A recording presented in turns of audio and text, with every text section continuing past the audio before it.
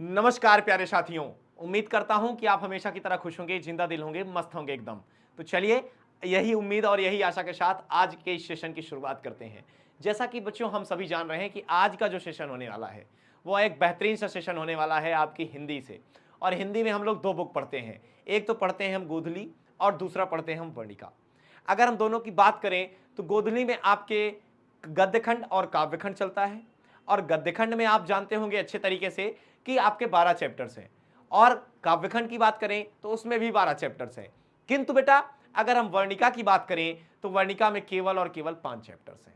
तो हम इन सभी चैप्टर्स को कवर अप करेंगे, लेकिन आज हम जो बात कर रहे हैं वो हम बात कर रहे हैं वर्णिका की।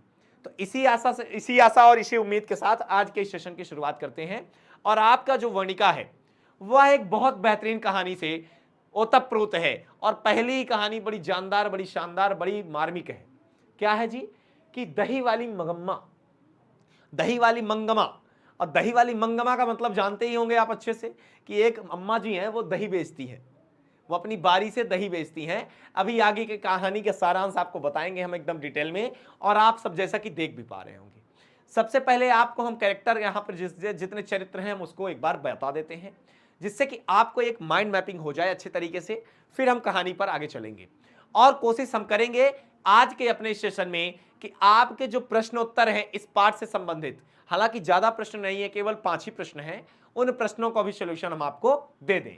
तो चलिए फिर इसी आशा के साथ कि आप लोगों को चीजें एकदम क्लियर हैं, एकदम बेहतरीन तरीके से चल रही हैं, आगे हम स्टार्ट करते हैं। तो सबसे पहले हम देखेंगे इस कहानी से संबंधित जो श्रीनिवासन जी हैं, जो श्रीनिवासन जी हैं, इन्होंने इन्होंने क्या किया है, इनका पूरा नाम मास्ती वेंकटेश अयंगार है। मास्ती वेंकटेश अयंगार है, और इनका जन्म बेटा 6 जून 1891 ईस्वी में, 6 जून को 1891 ईस्वी में कोलार कर्नाटक में हुआ था।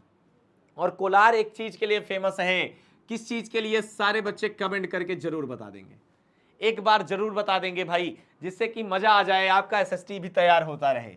और श्रीनिवास जी का देहावसान हो चुका है आज के समय में, ये भैया हमारे बीच नहीं हैं, और वे कन्नड़ साहित्य के एक सर्वाधिक प्रतिष्ठित रचनाकारों में से एक हैं।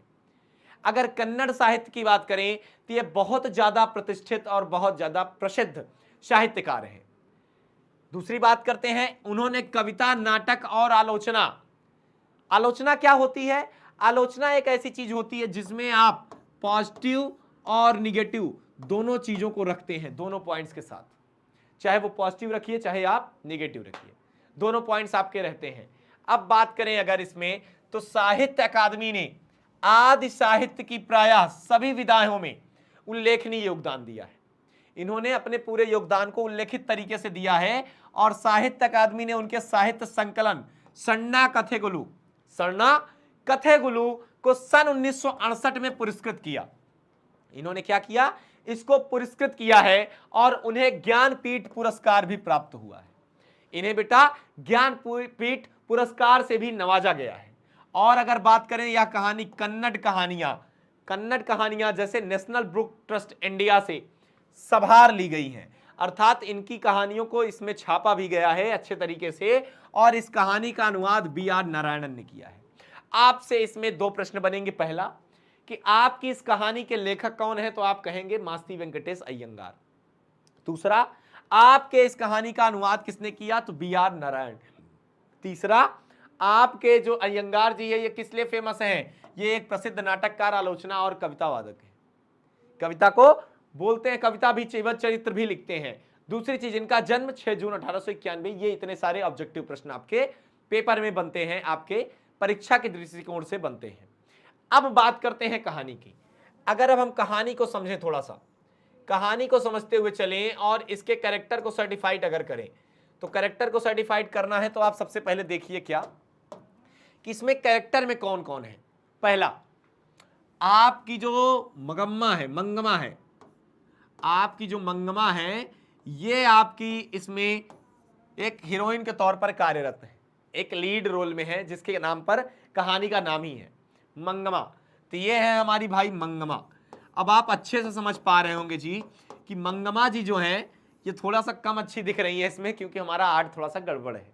तो आप लोग इसमें गौर ना करके आप केवल भावनाओं को समझिए। मंगमा है। अब बेटा इन्हीं मंगमा का एक लड़का है, एक लड़का भी इन्हीं मंगमा का है, और इस लड़के की एक पत्नी है, इस लड़के की एक पत्नी है, ये इनका लड़का है और इन्हीं लड़के की एक पत्नी है जी। जब इनकी पत्नी है एक, वो इनकी बहू हुई, किसकी? मंगमा जी की। ये इनकी पत्नी है, ये इनकी पत्नी हो गई भैया। और फिर इन्हीं पत्नी का जो है अर्थात इनके बेटे का ही एक बेटा और है, अर्थात उनका पोता। ये ससुरा छोटा सा छोटू सा ये भी है, ये इनका पोता है, किसका? मंगमा जी का। और ये उनकी बहू है, ये उनका लड़का है। ये 4 मेन कैरेक्टर हैं। अगर ये हमारे 4 मेन कैरेक्टर हैं तो कहानी यहीं से स्टार्ट होती है। अब इस कहानी की मार्मिकता आप एक बात समझ लीजिए, क्या कि ये कहानी एक ऐसी चीज है, ऐसी चीज को दर्शाती है, जैसे कि हमारे समाज में आजकल क्या हो रहा है। आजकल यही चीजें तो चल रही है ना जी, कि हमारे समाज में ये सास बहू का झगड़ा जो है बड़ा जोरों शोरों पर रहता है। परिवार में चली जाएंगी, परिवार में आपस में बगल के वाले पड़ोसी की बात सुनेंगी, 10 की बातें सुन करके ये आपस में ही झगड़े को उजागर करते हैं और आपस के इस परिवार को ही तोड़ देते हैं ये लोग। तो इस बात को समझना चाहिए इन सबको, इस बात को, इन सब चीजों को फील करना चाहिए इन लोगों को। दूसरी चीज, अब भैया जो दादी हैं अर्थात पोते, अपने पोते के लिए तो ये दादी ही है। अगर ये अपने पोते के लिए दादी हैं तो इनका जो पोता होगा इनके लिए बहुत प्रिय होता है। कहते नहीं, वैसे तो लोग कहते नहीं कि दादी हैं तो जब ये पोते के सामने जाती है तो बड़ी पिघल जाती है। क्यों? अभी इसकी कहानी के आगे सारांश में बताते हैं। सबसे पहले समझिए कि इस कहानी का स्टार्टअप कहां से होता है। ये भैया, ये जो मंगमा जी हैं, ये दही बेचने जाती हैं बेंगलोर। बारी से मतलब अपने तरीके से जब इनका नंबर आता है उसके हिसाब से कि एक दिन जाती हैं दही बेच करके, अगले दिन जाती हैं पैसा वगैरह ले लेती हैं। तो मतलब इनका एक रूटीन हो जाता है, ये रूटीन के हिसाब से अपना कार्य करती हैं।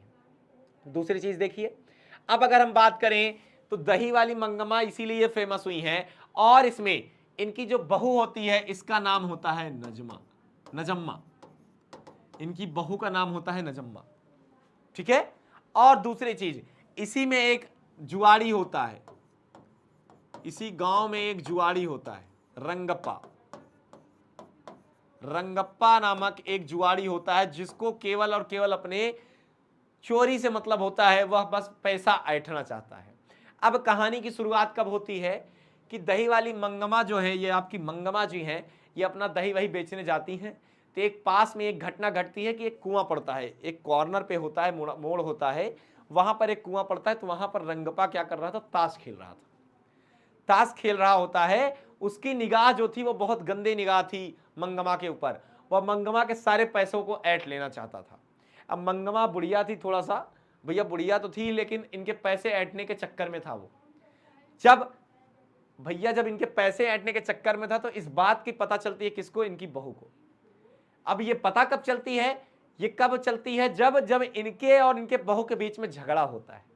अब झगड़ा क्या होता है, क्यों होता है, वो समझिए कि भैया एक दिन जो है इनका पुतवा जो था वो मस्ती वस्ती कर रहा होगा, बोली होगी मम्मी, नहीं सुना होगा, तो धय के इनकी मम्मी अर्थात नजम्मा जी जो है पकड़ के कूट रही थी, और कायदे से बकायदे कूट रही थी गुरु। और जैसे कूट रही थी वैसे मंगम्मा पहुंच गई।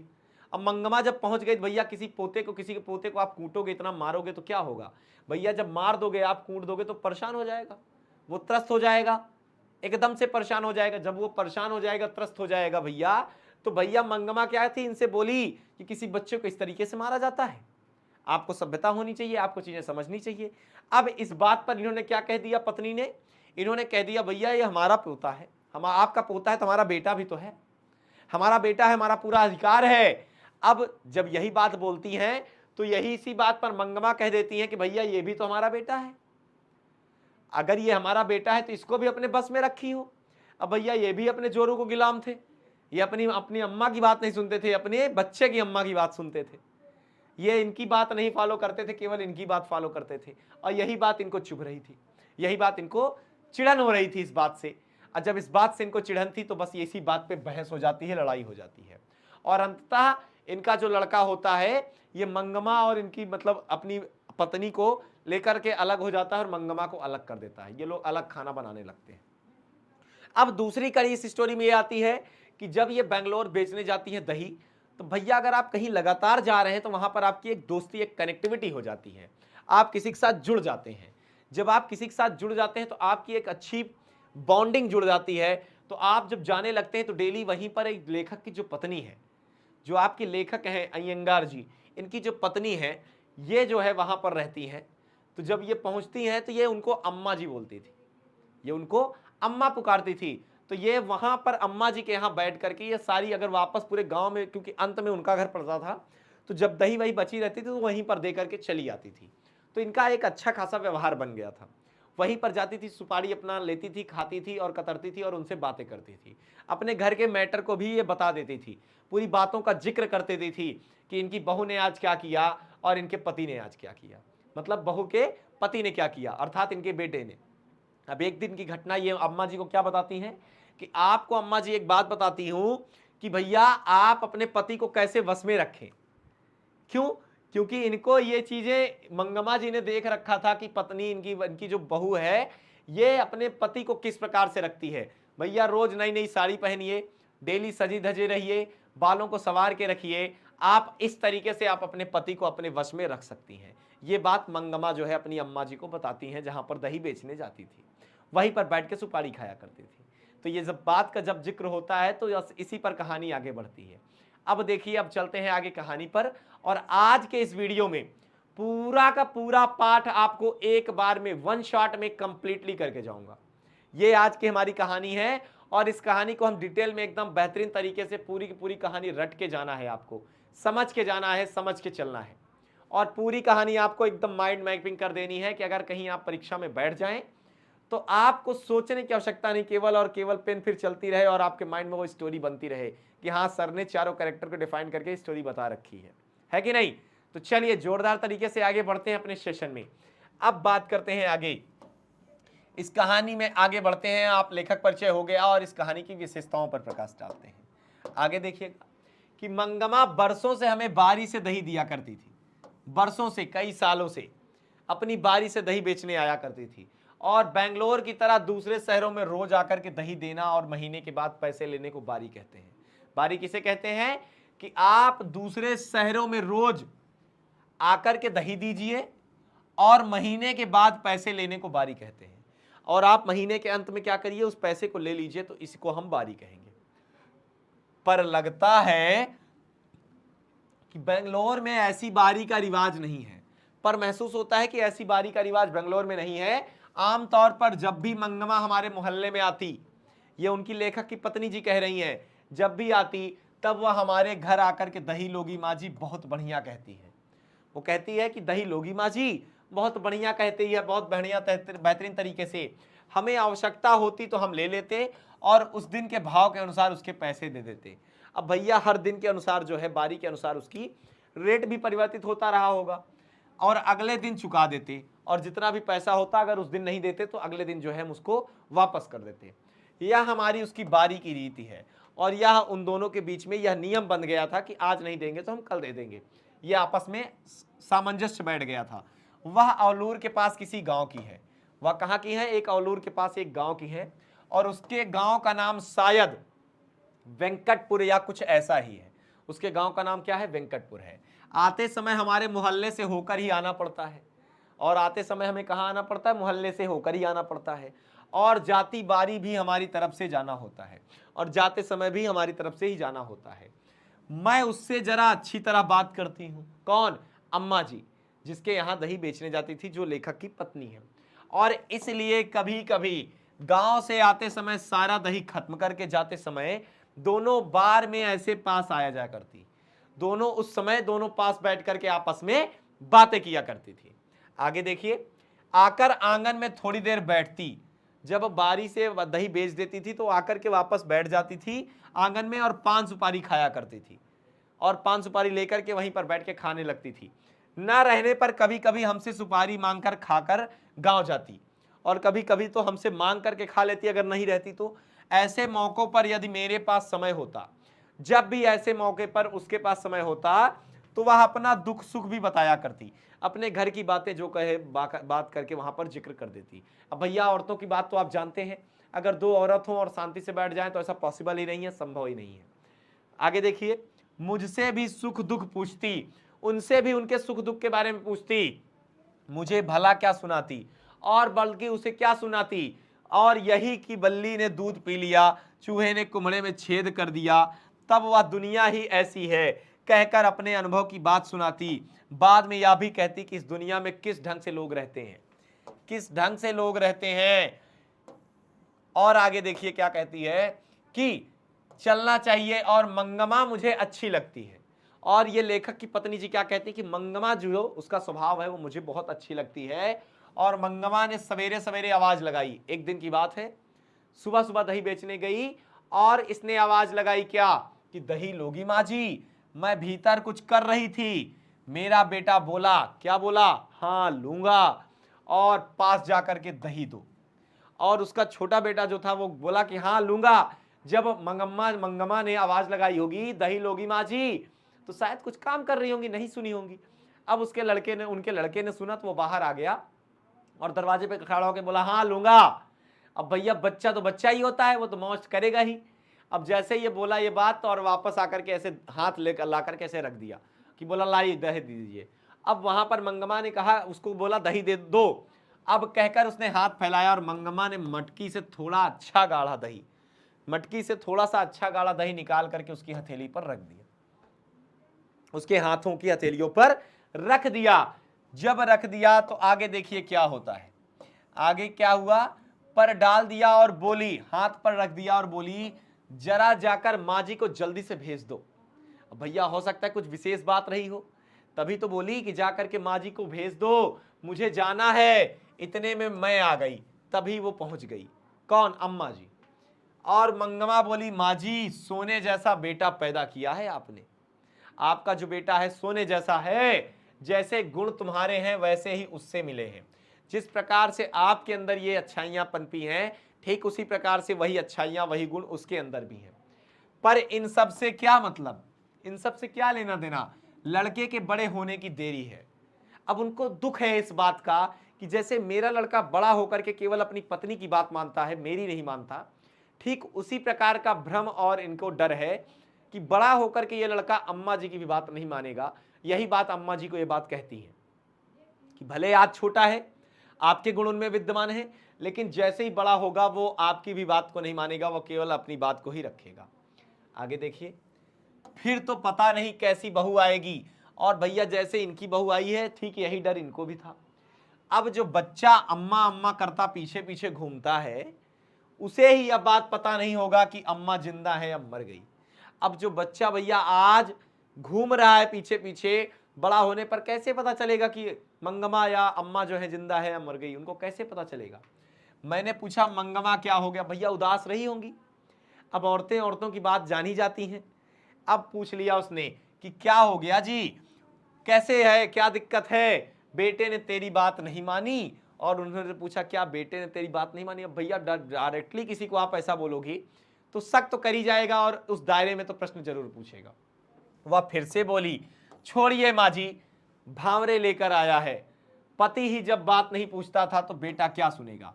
अब इनके पति जी जो क्या थे मंगमा के, वो मर गए थे, ये विधवा थी, मंगमा क्या थी, विधवा थी। तो भैया निश्चित सी बात है बिना पति के है और बेटा भी इसकी बात नहीं मानता तो दुख तो रहेगा बेचारी को, लेकिन बड़ी मॉडरेटेड थी वो। अभी आगे इसकी स्टोरी देखना। इस पर मैंने पूछा तेरे घर वालों ने तेरी बात नहीं मानी क्या, बिल्कुल नहीं मानी आपकी बात। अब वह कहने लगी अरे माँ जी मेरे भाग्य में एक अच्छी धोती नहीं थी। और ये कहने लगी कि भैया मेरे भाग्य में एक अच्छी धोती नहीं थी, अर्थात अगर बहू मानती होती बात तो भैया इनके पक्ष में देती, और किसी और ने पहन ली वह साड़ी के चक्कर में उसी के पीछे लग गया। अब भैया वही साड़ी इसकी बहू ने पहन रखी है, अर्थात जब नई नई साड़ी डेली पहनेगी तो पति जो था उसकी तरफ अट्रैक्ट था। और यही बात बोला कि जो भी हो वह समझता रहा मेरा घर है, वह मेरी घरवाली है, इसलिए मैं भी चुप रही कि घरवाला तो है। सच कहती हूं अमृत बेचती रही पति खा गई। सच कही तो उसके दिल में यह दर्द था कि मैं तो अमृत बेचती रही, दही बेचती रही, लेकिन अपने पति को खा गई, मेरा पति जो है मर गया। और पता नहीं मेरे नसीब में क्या क्या लिखा है, और पता नहीं कितने सारे दुख हमारे नसीब में है। पर आपको एक बात कहती हूं, ध्यान रखिएगा, घर वाला जब घर आए तो अच्छी तरह कपड़े लत्ते पहनकर घुमा कीजिए। देखिए यहाँ पर सजेशन दे रही हैं कि कैसे आप अपने पति को जो है अपने वश में रख सकती हैं। अच्छे कपड़े लत्ते पहन करके घुमा कीजिए। मर्दों का मन बड़ा चंचल होता है मर्दों का मन बड़ा चंचल होता है, उनकी पसंद की साड़ी ब्लाउज पहनकर घुमा कीजिए। ये भैया अट्रैक्ट करवा रही हैं कि भैया अपने पति को कैसे अपनी तरफ बस में रखें। आगे देखिए घुमा कीजिए। मर्दों का मन बड़ा चंचल होता है और उनकी पसंद की साड़ी ब्लाउज पहनकर घुमा कीजिए। फूल इत्र आदि लगाकर उनके मन को बस में करना चाहिए। फूल इत्र आदि लगा करके उनके मन को वश में रख लीजिए। और अपने जो साड़ी पहन रखी है काम धंधों के लिए ठीक है, जब घर में अकेली रहती हैं तब के लिए यह ठीक नहीं है, और किंतु जब आप घर में अकेली रहें तब के लिए यह साड़ी ठीक नहीं है। ठीक है जी, वेरी गुड। अब आगे देखिए, शाम के समय एक बढ़िया साड़ी पहनकर रहना चाहिए। मुझे जरा हंसी आई, लेकिन ऐसा लगा कि अनुभव से कितनी बड़ी बात कह रही है, कितनी बड़ी बात कह रही है। साथ ही साथ दुख भी हुआ कि अनुभव के पीछे दुख छिपा है। इतने बड़े अनुभव को ये शेयर कर रही हैं, साझा कर रही हैं, लेकिन कितना बड़ा दुख छिपा हुआ है। मैं बोली, मंगमा तुम्हारी बात 16 आने सच है, एकदम सही है, एकदम सही बात बोली हो। बाद में मंगमा बोली, देखिए माँ जी, मैं आदमी को ढंग से बस में रखने के 3-4 गुण हैं। अगर आप आदमी को रखना चाहते हैं अपने बस में तो 3-4 गुण हैं। क्या है? कुछ लोग कहते हैं कि टोना टुटका करो या जड़ी बूटी खिला दो। अरे कहावत है, दवा करने से तो मसान ही जगता है, दवा करने से तो मसान ही जगता है। ऐसे लोगों की बातें नहीं सुननी चाहिए, बिल्कुल नहीं सुननी चाहिए। और कोई ना कोई स्वाद की चीज बनाकर दीजिए। और भैया ये कहती है कि कुछ ना कुछ स्वाद बना करके दीजिए, और आंखों को तृप्त करने को अच्छी तरह कपड़े लत्ते पहनकर ओढ़कर दुखी रहने पर हंसकर बातें कीजिए। अर्थात कि भैया दवा देने से केवल मसान जगता है, लेकिन अगर आप अच्छा सा अच्छा खाना खिला पिला रही हैं तो वह आपकी तरफ अट्रैक्ट हो जाएगा। और साथ ही साथ दुखी रहने पर भी हंसकर बातें कीजिए, चाहे जितना भी दुख हो हमेशा हंसकर करके मिलिए उनसे, हंसकर के बातें कीजिए। और घर के लिए जो चाहिए एक बार खूब मंगवा लीजिए, एक बार में सब कुछ मंगवा लीजिए, बार बार मत मंगाइए। अब भैया जो इनकी बहू करती थी इनके बेटे के साथ, वही सारे गुण इसको बता रही थी। अब पैसा पैसा जोड़ करके क्या है, जरूरत पड़ने पर 1-2 रुपए थमा देना चाहिए, जब जरूरत पड़े तब 1-2 रुपए थमा देना चाहिए। ये हैं सबसे बड़े टोने टोटके, और यही सबसे बड़े टोने टोटके हैं भैया। घर वाली ऐसा करे तो घर वाला घर में कुत्ते की तरह रहता है। सोच रहे हो कितनी बड़ी बात बोल रही मंगमा? अगर ऐसा काम करते हैं आप तो घर में कुत्ते की तरह रहता है, और अगर ऐसा ना करे तो गलियों में भटकता है। ऐसा ना करे तो गलियों में भटकता है। अब आगे देखिए क्या होता है इस कहानी में। मुझे मंगमा की बात के चमत्कार से आश्चर्य हुआ। भैया ये जो बात बोल रही थी मंगमा, इनको चमत्कार हुआ लेखक की पत्नी को। इधर उधर की बातें करके मैंने उसे भेज दिया। अब भैया वो भी भौचक्का रह गई कि ऐसी इतनी सटीक बात कैसे कर सकता है कोई, लेकिन किसी तरीके बात को इधर उधर घुमा घुमा कर इन्होंने वापस उसको भेज दिया। आगे समझिए, कोई 15 दिन पहले जब मंगमा घर आई तो लगा कि वह बहुत दुखी है। मैंने पूछा, क्यों मंगमा ऐसी क्यों हो? भैया इन्होंने पूछ लिया। वह बोली, क्या बताऊं माँ जी, ऐसा लगता है कि मेरी किसी को भी जरूरत नहीं, मेरी जरूरत किसी को भी नहीं है। या कह करके उसने अपने पल्ले से आंसू पोंछ लिए।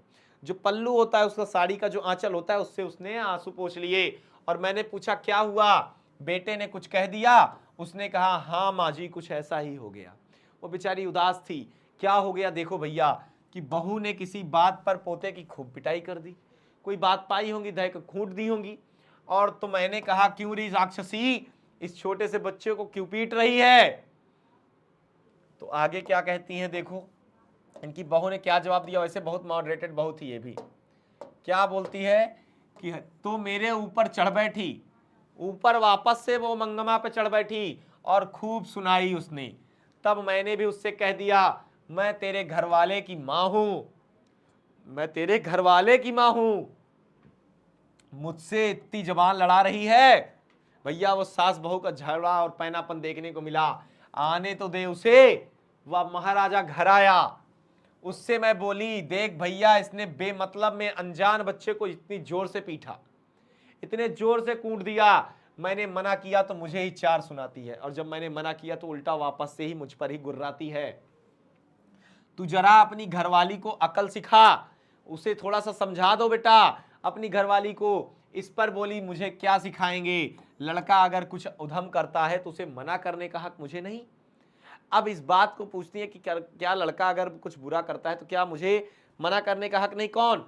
उनकी बहू बोलती है, तुमने जिसे इन्हें पैदा किया वैसे मैंने उसे पैदा किया। अब ये बात कहती है कि जैसे मैंने अपने बेटे को पैदा किया वैसे तुमने उसे पैदा किया है। मुझे क्या अकल सिखाने चली है? जो भी हो माँ जी, वह उसकी घरवाली है, मैं माँ हूं, उसे कुछ कहा तो पलट कर जवाब देती है। भाई कुछ भी हो, मैं उसकी माँ हूं, अगर उसे कुछ कहेगा या कहा जाएगा तो वह मैं पलट कर जवाब देती है, और मुझे कहे तो क्या कर सकती हूँ, और अगर मुझे ही कह दे तो क्या कह सकती है? कुछ नहीं भाई, सुन सकती है बेचारी। आगे देखिए, इस पर वह बोला, हाँ माँ, वह अपने बेटे को मारती है तो तुम क्यों उसके झगड़े में पड़ती हो? वो भैया वो अपने बेटे को मारी तो क्यों पड़ती है? भाई उनको पता होना चाहिए कि दादी और पोते का प्यार क्या होता है। तुम मुझे दंड दो, तुम मुझे दंड दे दो। तब मैंने कहा क्यों रे, मुझसे गलती हुई है, मुझसे ही गलती हुई है। मुझे बहुत गुस्सा आया माँ जी, बात मेरे मुंह से निकल ही गई। क्या क्या कहता है रे, बीवी ने तुझ पर जादू फेरा है? क्या बीवी ने तुझ पर जादू फेर दिया है? और बच्चे को पीटे तो भी ठीक है, और मुझे गाली दे तो भी ठीक है। बहुत अच्छे, कल वह कह दे माँ को निकाल तो तू निकाल कर बाहर कर देगा मुझे? अगर कल को तेरी पत्नी मुझे बोल दे कि निकाल दे इसे, तो क्या निकाल दोगे? इस पर वह बोला, और क्या किया जा सकता है मां, क्या किया जा सकता है? अगर तुम यहां कहो कि घरवाली रहेगी तो मैं नहीं रहती, और मैं रहूंगी तो घरवाली नहीं रह सकती, तो उस बेचारी को सहारा कौन दे? कौन दे सकता है उसे सहारा? तो लेकिन इनको यह समझना चाहिए कि अगर उसको सहारा कौन दे सकता है तो उसकी भी तो मां है, उनकी मां को कौन सहारा देगा? यही सब बातें हुई। आगे देखिए क्या होता है। मैंने पूछा, मुझ बेसहारा को क्या बनेगा? क्या बनेगा भैया, मेरा क्या होगा? मंगम्मा ने पूछा। तब उसने कहा, तुम्हारा क्या है मां, तुम्हारे पास गाय बैल है, पैसा है, तुम्हें क्या मैं पाल सकता हूं? तुम्हें क्या मैं पाल सकता हूं? आपके पास तो गाय है, बैल है, सब कुछ है, इतना बड़ा कारोबार है, आपको मैं क्या पालूं? मैंने पूछा, तुम्हारा कहना है कि मैं अलग हो जाऊं? अब मंगमा ने पूछा, तो क्या तुम कहना चाहते हो कि मैं अलग हो जाऊं? इस पर उसने साफ कह दिया, तुम्हारी मर्जी, आपकी मर्जी भैया, आप होना चाहो तो हो जाओ, अगर तुम अलग होना चाहती हो तो रोकूंगा नहीं। मैं तुम्हारे झगड़ों से तंग आ गया हूं, तुम लोगों के डेली ये सास बहू के झगड़ों से मैं तंग आ गया हूं। इस पर मैंने कहा, अच्छी बात है बेटा, बहुत अच्छी बात है, आज दोपहर से मैं अलग हो जाती हूं, आज दोपहर से ही मैं चीजों को अलग कर देती हूं। तुम अपनी घरवाली के साथ सुख से रहो, मुझे कोई डिस्टर्बेंस नहीं चाहिए, तुम भी रहो। फिर दही लेकर के चली आई माँ जी, और इस घटना के बाद मैंने क्या किया कि दही उठाया और मैं चुपचाप आपकी तरफ चली आई। आगे देखिए, मैंने दही लेकर उसे पैसे दिए और कहा, क्या कहा कि जाने दो मंगमा, घर जाओ, ठीक से रहो, सब अपने आप ठीक हो जाएगा। और उनकी लेखक की पत्नी ने कहा कि निश्चिंत रहो, बेफिक्र रहो, ज्यादा चिंता मत करो, वापस जाओ घर, दही बेच करके सब कुछ अपने आप सही हो जाएगा। ठीक है, आगे देखिएगा। अगले दिन मंगमा आई तो पिछले दिन जैसी दुखी नहीं दिख रही थी। जब अगले दिन मंगमा पहुंची तो वह दुखी नहीं थी, लेकिन मन पहले की तरह हल्का नहीं था, लेकिन उसका जो मन था वह पहले की तरीके शांत और निश्चल नहीं था। मैंने पूछा, झगड़ा निपट गया जी? निपटा कि नहीं? इस पर उसने जवाब दिया, वह निपटने देगी क्या? वह निपटने भी तो नहीं देती। कल दही बेच कर गई तो मेरे बर्तन भांडे अलग कर दिए थे, और जैसे ही कल दही बेच करके गई तो उसने क्या किया, उसके सारे बर्तन और भांडे अलग कर दिए थे। एक कुटले में रागी और एक में चावल, थोड़ा सा नमक मिर्च सब एक तरफ रख करके खुद खाकर और अपने पति को खिला करके पांव पसारे बैठी थी। भैया आजकल के मॉडर्न बहुए हैं, आजकल यही चल रहा है। और आप बताइए माँ जी, झगड़ा कैसे निपटेगा? ऐसी स्थिति से क्या झगड़ा निपटेगा?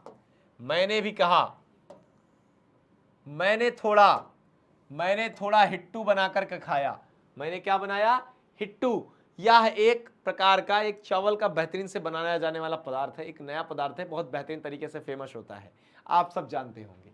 और शादी के बाद बेटा कभी अपना रहता है क्या माँ जी? और ये बात उसने पूछा, क्या शादी के बाद कोई बेटा अपने माँ का रहता है? ठीक है, जब उन्हें नहीं चाहिए मैं ही क्यों जबरदस्ती करूं? क्या जरूरत है? जब उनको ही नहीं चाहिए तो क्या मतलब है? झगड़ा कैसे निपट जाएगा? अलग ही रहने लगी माँ जी, मैं भी अपना अलग चीजें करने लगी। रोज उस बच्चे को थोड़ा सा दही देकर के बाद बेचने आया करती थी, और डेली उस छोटे बच्चे अर्थात अपने नाती की बात कर रही हैं, ये पोते की बात कर रही हैं, आज ठीक उसी समय वह उस बच्चे को लेकर के कहीं चली गई थी। और जब आज मैं उस समय लेकर के आ रही थी, जब देखा तो उस बच्चे को लेकर के चली गई थी। मैं जानती हूं कि उसकी यह चाल है, मैं जानती हूं कि यह उसकी चाल है कि मैं उस बच्चे से बात ना कर पाऊं। इतनी छोटी सी बात की कैसी रामायण बनती जा रही है। अर्थात ये कह रही कि इतनी छोटी सी बात को ये कितना बड़ा बतंगड़ बनाते हुए जा रही है। मुझे आश्चर्य हुआ, मुझे आश्चर्य हुआ, पर भैया वो आश्चर्यचकित है, पर मैं इसमें कुछ नहीं कह सकती, मैं इसमें कुछ नहीं कह सकती थी। इधर उधर की कुछ बातें करके मैंने मंगमा को विदा किया।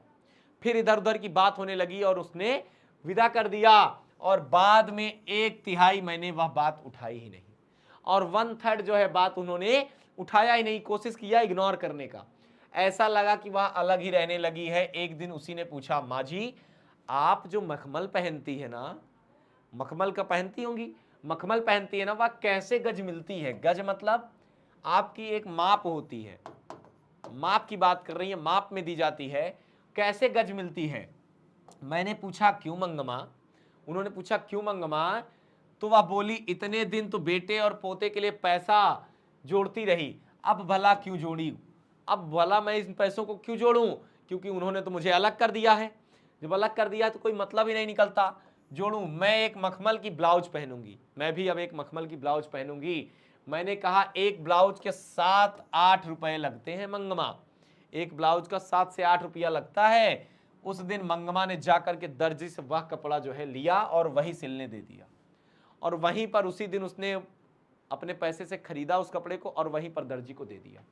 दूसरे दिन पहन कर आई, मुझसे कहने लगी देखिए माँ जी मेरा सिंगार, घर वाले के रहते एक अच्छी साड़ी नसीब नहीं हुई। देखिए माँ जी मेरा सिंगार कि घर वालों के रहते हुए एक अच्छी साड़ी नसीब नहीं हुई।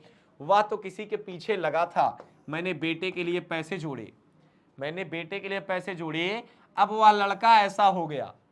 मैंने बेटे के लिए सारे पैसे जोड़े थे, लेकिन आज वो क्या हो गया है, अपनी पत्नी की बात सुनता है, मेरी नहीं। वह ऐसा हो गया है। अब कैसा है मेरा सिंगार?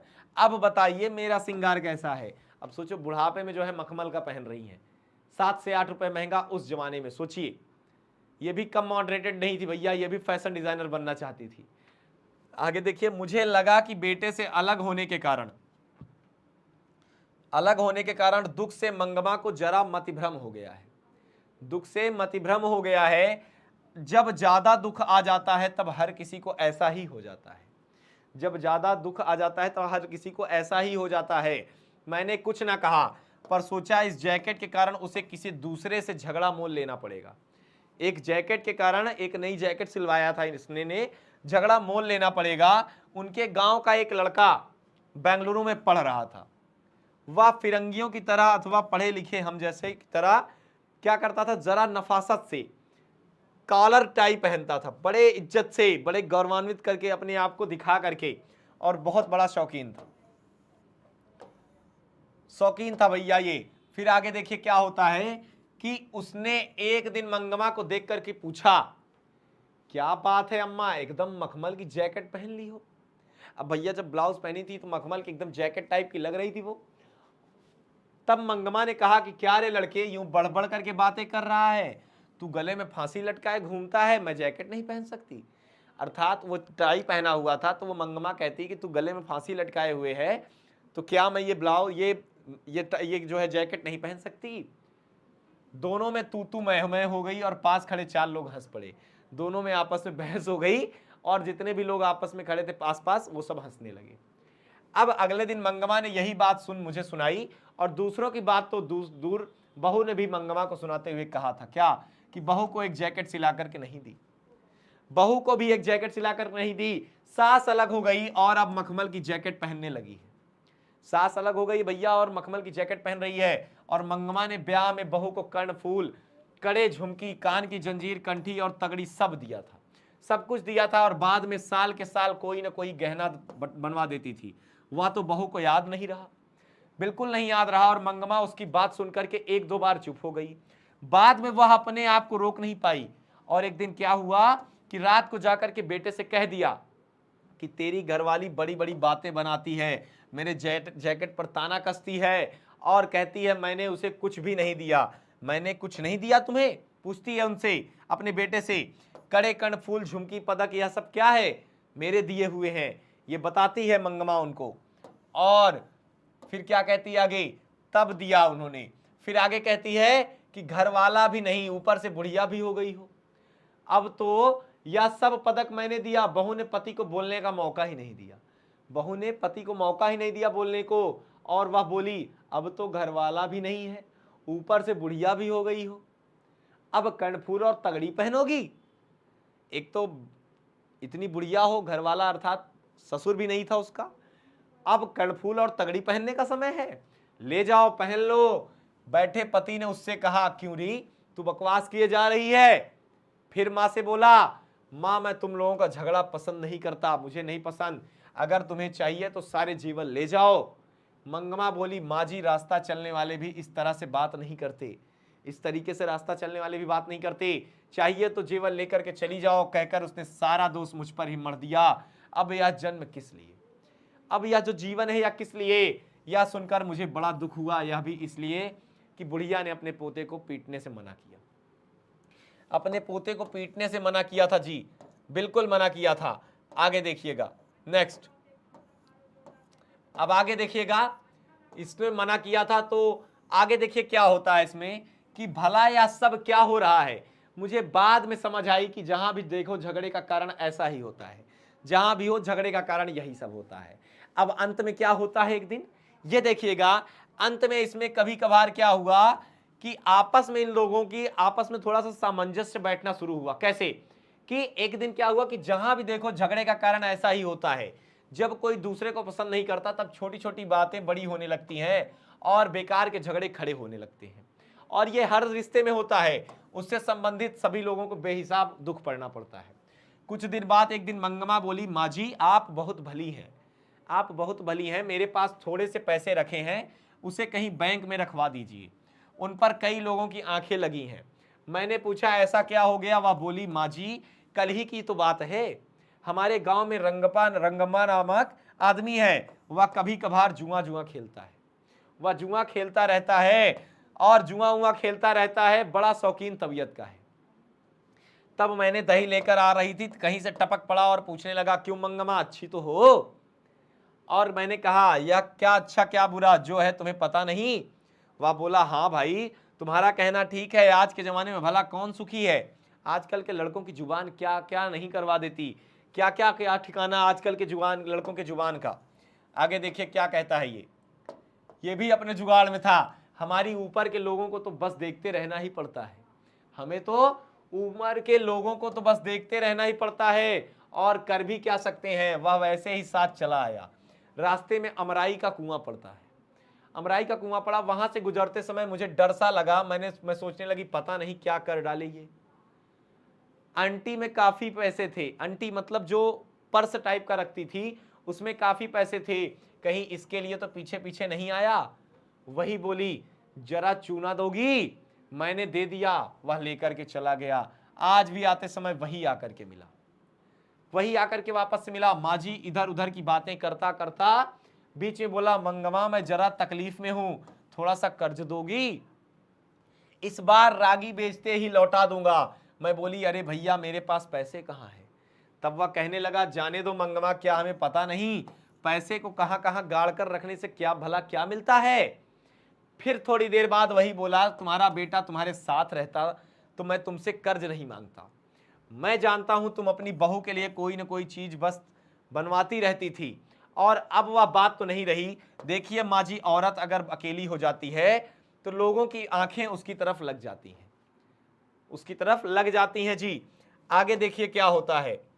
अब मैंने मंगमा से कहा कि मैंने तो कहा कि मैं अपने घर वाले को पूछकर बताऊंगी, मैंने उनसे इस बारे में बात नहीं की। दूसरे दिन मंगमा ने दही लाने को लेकर के आंटी से एक थैली निकाली और कहने लगी, माँ जी जरा भीतर चलो गिन लो। मैं बोली, मैंने अभी उनसे पूछा नहीं और अभी रखे रहो, फिर से ले आना। अब मंगमा कहने लगी कि मुझे बहुत डर लगता है माँ जी, बहुत डर लगता है। और आज भी रंगप्पा जो है आया था अमराई के पास, कहने लगा कि जरा बैठो मंगमा, ऐसी जल्दी क्या है, मेरे पास ये पैसे भी थे। वो डर रही थी, मेरा दिल जोर से धड़कने लगा, अगर मैं नहीं रुकती तो वह जबरन बाह पकड़ लेकर बिठा लेता। बस डर सी गई थी मैं। वह दुनिया जहान की बातें करता रहा, बाद में मेरा हाथ पकड़कर बोला, मंगमा तुम कितनी अच्छी हो। जवानी में भी घर वाले ने मेरा इस तरह से हाथ नहीं पकड़ा था, बाद में किसी और ने इस हाथ को नहीं पकड़ा, और आज इसने आकर के पकड़ा। बात तक भी नहीं पकड़ा था, लेकिन आज इसने मेरे हाथ को इस प्रकार से पकड़ लिया। अब आगे देखिए क्या है, आगे इस कहानी में क्या होता है कि मैंने हाथ छुड़ा लिया और पूछा, क्या बात है रंगप्पा, आज बड़े रंग में हो, मेरा अच्छापन देखने को तुम मेरे घर वाले हो क्या। ये सब बातें आपस में हुई, और ये जो रंगप्पा था ये इसके पैसे को हड़पना चाहता था। अब इस कहानी के अंत में क्या होता है जी, इस कहानी के अंत में जो इनकी बहू थी, बहू के बीच और सास के बीच में क्या होता है, इस कहानी में ट्विस्ट आएगा, भी देखिएगा क्या ट्विस्ट आता है वो समझिए। इस कहानी के माध्यम से ट्विस्ट क्या आएगा कि अंत में क्या होता है कि जो पोता होता है, अब देखो क्या होता है कि एक दिन इनकी सास बहू को जब पता होता है, जब इसकी बहू को यह पता चलता है कि भैया हमारी जो रंगप्पा है यह हमारे सास के पैसे को हड़पना चाहता है, तो बहू मॉडरेटेड थी, बहुत समझदार थी, पढ़ी लिखी भी थी, भले थोड़ा सा झगड़ा वगड़ा करती थी लेकिन समझदार थी। उसको लग गया कि ये पैसे को हड़पना चाह रहा है, तो हमारे जो घर का पैसा ये बाहर क्यों जाए। जब इस बात को उसको लगने लगा तो इन्होंने क्या किया कि उसकी बात सही हुई, तो एक दिन क्या किया कि इसने अपने पोते को जो है, अपनी मंगमा को अट्रैक्ट करने की कोशिश किया। क्या किया पोते के माध्यम से कि अब पहले से जरा ठीक है, जो भी हो जरा संभल कर चलना पड़ता है। क्या कहा इसने कहा कि अब कुछ भी हो जरा संभल करके चलना पड़ता है, इन चीजों को थोड़ा समझ करके, सोच समझ करके चलना पड़ता है। अब कैसे समझिए कि जैसे मेरी सास से कर्ज मांगा, जब रंगप्पा जो है था, जब इसकी सास से कर्ज मांगा तो क्या बोला ये, अब पहले से जरा ठीक हो, जरा संभल कर चलना पड़ता है, अगर झगड़ा करूं तो मेरी सास पता नहीं किसे मारे, किसे कैसे पैसे दे डाले। ये इस बात का जिक्र बहू करती है। तो कहानी के अंत में क्या होता है कि एक दिन अपने बेटे को यह पुनः भेजती है दादी के पास और मिठाई के लिए कि लीजिए, इसको लीजिए और इसको जाकर के बेच दीजिए, है ना, इस प्रकार से बोलता है। जब ये बोलती है, जब भेजती है, तो जब जैसे पोते को देखती है दादी, तो दादी जो है पिघल जाती है, दादी पिघल जाती है पोते को देख करके, और जैसे ही एक अच्छा समय पाती है, कौन, इनका बेटा और बहू, तुरंत जो है मंगमा के पास पहुंच करके उनसे माफी मांग लेती हैं, और मंगमा का दिल एकदम साफ हो जाता है। मंगमा उनको माफ कर देती हैं और फिर से पुनः एक साथ दोनों लोग एक साथ रहने लगती हैं और खाने पीने लगती हैं। अंत में इनकी बहू क्या कहती है कि अब पहले से जरा ठीक है, जो भी हो जरा संभल करके, अगर झगड़ा करूं तो मेरी सास पता नहीं किसे पैसे दे। हमारे गांव में रंगप्पा नामक आदमी है, जब मेरी सास अलग थी तब उसने मेरी सर से कर्ज मांगा था और वह देने को तैयार हो गई थी, यह रंगप्पा से ही पता चला था। और मैंने बच्चे को सिखाया, क्या सिखाया कि तू अपनी दादी के पास चला जा, वह मिठाई देती है, हमारे घर कदम मत रखना मेरे घर कदम, तुम जाओ अपनी दादी के पास। झगड़ा किसी तरह निपटाने को मैंने यह सब किया माँ जी। और ये अब ये दही बेचने लगती हैं, कौन, इसकी बहू, उसी अम्मा जी के पास जाती हैं और उसको कहने लगती हैं कि अब हम इसके सारे कारोबार को संभाल चुकी हूं, मंगम्मा ने मुझ पर भरोसा किया है, मेरी सास ने मुझ पर भरोसा जताया है, अब इस कारोबार को मैं संभालूंगी। अब तो पोता दादी के पास अपने आप नहीं गया, बच्चा भी गया, मैंने भेज भी दिया। माँ जी यह सब बताने की बातें थोड़ी ही है, आदमी लोग यह सब कहाँ समझते हैं, ये सब कोई नहीं समझता। और आगे देखिए क्या होता है जी कि मुझे ऐसा लगा कि मंगमा भी अक्ल से कुछ कम नहीं। उस घर में अब सास और बहू की स्वतंत्रता की होड़ लगी है, उसमें माँ बेटे और पत्नी पति पत्नी है। माँ बेटे पर से अपना हक नहीं छोड़ना चाहती, बहू पति पर अपना अधिकार जमाना चाहती है। ये आजकल के हर घर की रीति है बाबू, हर जगह यही चीजें हो रही है, और यह सारे संसार का ही किस्सा है। और इसकी हार जीत क्या होगी या कहा नहीं जा सकता। और पानी में खड़े बच्चे का पांव खींचने वाले मगरमच्छ की सी दशा बहू की है। यहां पर प्रश्न बनता है, इस बात का ख्याल रखिएगा। और ऊपर से बांह पकड़ कर बचाने की सी दशा मां की। बीच में बच्चे की चेष्टा करने वाले को कष्ट होता है। अर्थात गांव में यह बात दही बेचने वाली मंगमा के घर में है, तो शहर में दही बेचने वाली लेने वाली मंगमा के घर में भी है। चाहे वो दही बेचने वाली मंगमा गांव की हो, चाहे वो शहर में बेचने वाली हो, यह नाटक चलता ही रहता है और इस नाटक का कोई अंत नहीं। और बेटा इस नाटक का कोई भी अंत नहीं है, ये क्लियर है। अब आइए देखते हैं इस पूरी कहानी का, ये आपने सारांश पढ़ा, पूरी कहानी को देखा आपने, एकदम अच्छे से अक्षरशः पूरी कहानी को जान गए, क्या क्या घटा उस कहानी में और क्या मजेदार कहानी थी, क्या बेहतरीन तरीके से अनुवादित किया गया है। बी आर नारायण ने एकदम बेहतरीन तरीके से उतारा है इन चीजों को। अब आगे प्रश्नोत्तर पर चलते हैं और बात करते हैं। प्रश्नोत्तर की अगर हम बात करें तो आपके हम प्रश्नोत्तर पर जब बात करें तब देखते हैं क्या होता है। प्रश्नोत्तर पर अगर हम चर्चा करें तो आपका जो पहला प्रश्न है, पहला प्रश्न क्या है, क्या कहता है कि मंगमा को अपनी बहू के साथ किस बात को लेकर के विवाद था। मंगमा को अपनी बहू के साथ किस बात को लेकर के विवाद था? मंगमा को अपनी बहू के साथ स्वतंत्रता की होड़ के कारण, किसकी? स्वतंत्रता की होड़ के कारण, मंगमा को अपनी स्वतंत्रता के होड़ के कारण जो है विवाद चाहती थी। क्या था? वह चाहती थी कि बहू उसके अनुसार चले, उसके पति को जन्म देने वाली तथा लालन पालन करने वाली हो, और साथ ही साथ इसलिए बहू का उस पर कोई हक नहीं है। और जबकि बहू का मानना क्या था कि वह मेरा पति है, रक्षक है तथा मेरा सहारा है, इसलिए पति पर केवल पूरा का पूरा मेरा हक है। मंगमा पोता पर भी अपना ही हक मानती थी, क्योंकि उसका पोता था, इसलिए जब भी बहू पुत्र की मार पिटाई करती थी तो मंगमा उसका विरोध करती थी। तात्पर्य यह है बेटा कि मंगमा बेटा एवं पोता से अपना अधिकार छोड़ना नहीं चाहती है। बिल्कुल मंगमा नहीं चाहती कि हमारा अधिकार छूट जाए, तो बहू पति पर अधिकार जमाना चाहती है, बहू अपने पति पर अधिकार जमाना चाहती है। उसका कहना था कि मेरा बेटा मेरा है और मेरा पति मेरा होना चाहिए। मेरा बेटा तो मेरा है लेकिन मेरा पति भी मेरा होना चाहिए, ऐसा कौन कहता? बहू कहती है।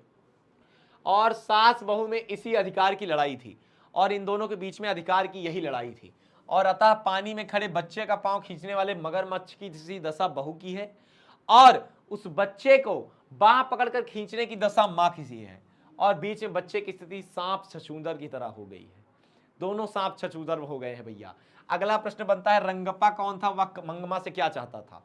तो रंगप्पा जो था मंगमा के गांव का शौकीन मिजाज जुआड़ी था, इसका भी एक अलग कैरेक्टर है गुरु। और वह मंगमा से कर्ज मानता था, साथ ही साथ मंगमा के साथ अवैध संबंध स्थापित करना चाहता था। उसके हाव भाव ठीक नहीं थे, इसलिए जब मंगमा दही बेचने शहर जा रही थी तो उसने अमराई के कुएं के पास उसका हाथ उसके घर वाले से भी ज्यादा हक के साथ पकड़ लिया। इस पर मंगमा ने कहा कि क्या बात है रंगप्पा, आज बड़े रंगीन मिजाज में लग रहे हो, और अच्छा है देखने को तो तुम घर वाले हो क्या मेरे। और मंगमा के पास कुछ पैसे थे जिसे रंगप्पा किसी भी प्रकार प्राप्त कर लेना चाहता था। अगला प्रश्न है, बहू ने सास को मनाने के लिए कौन सा तरीका अपनाया?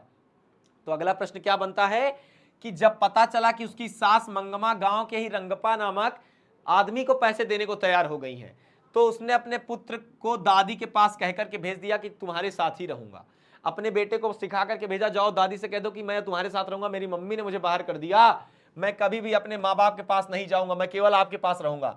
बहू जानती थी कि पोता के प्रति जो मंगमा की कमजोरी है, जो मंगमा है वो बहुत कमजोर है, वैसे तो बहुत सख्त थी बुढ़िया, लेकिन पोते के आगे पिघल गई और वह उसे चुरा करके मिठाई आदि देती है। इसलिए बहू ने यह सिखा करके भेजा कि भैया जो माता पिता ने मुंह मोड़ लिया है तो तुम चिंता मत करो। कुछ दिन गुजरने के बाद बच्चे ने उसके साथ बेंगलुरु जाने की जिद कर दी। अब जब जिद कर दी तो उसी क्षण बहू ने अपनी गलती स्वीकार कर ली।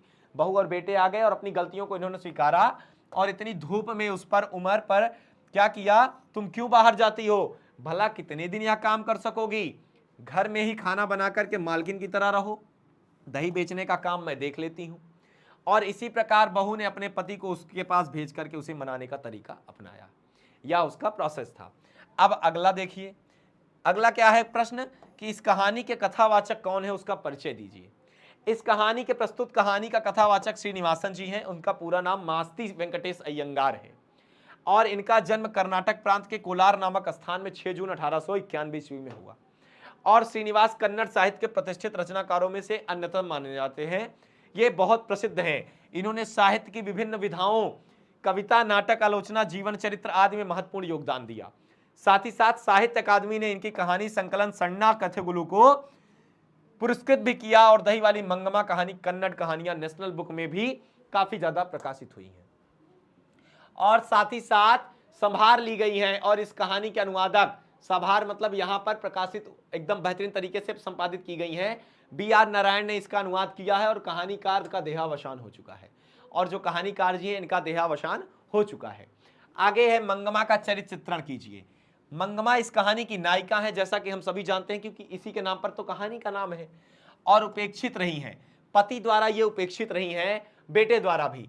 और वह विधवा है, दही बेच करके परिवार का जो है भरण पोषण करती रही हैं।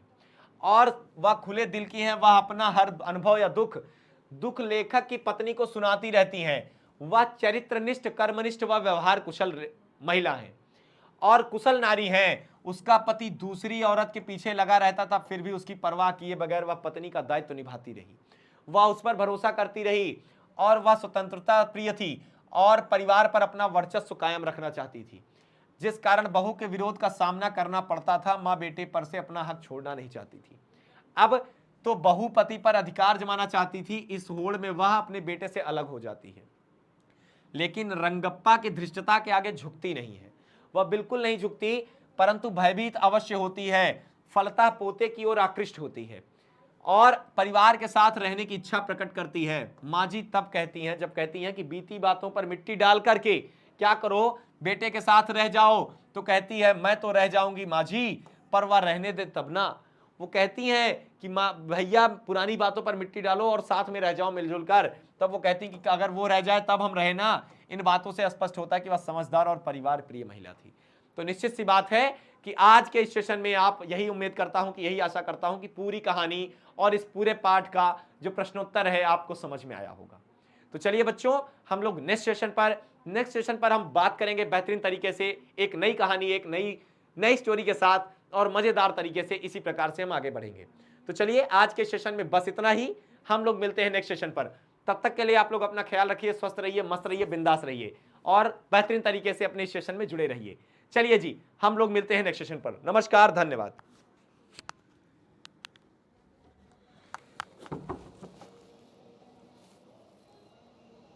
जल्दी आइए, जल्दी।